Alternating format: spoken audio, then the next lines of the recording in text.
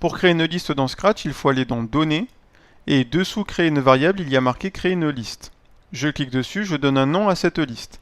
Par exemple, test 1.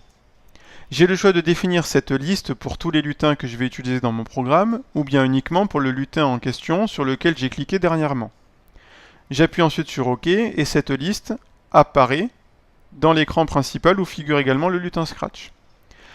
Pour l'instant, cette liste est vide. J'ai le choix de la compléter de deux manières différentes, soit à la main en cliquant sur le petit plus qui figure en bas à gauche de la liste, et dans ce cas-là, je peux marquer ce que je veux, par exemple les lettres de l'alphabet. Je passe d'une ligne à l'autre en appuyant sur la touche Entrée au clavier. Une autre manière de définir une liste, on recommence, on crée une liste, on l'appelle test 2. Pour tous les lutins également, elle figure ici.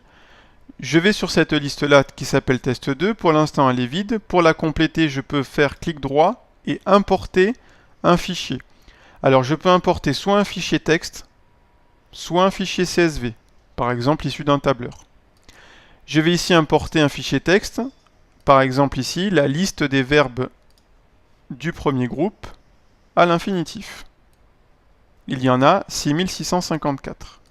À chaque fois que l'on crée une liste, on a également la longueur de cette liste. Par exemple ici, la longueur est de 6, même si j'ai complété que les deux premières lignes.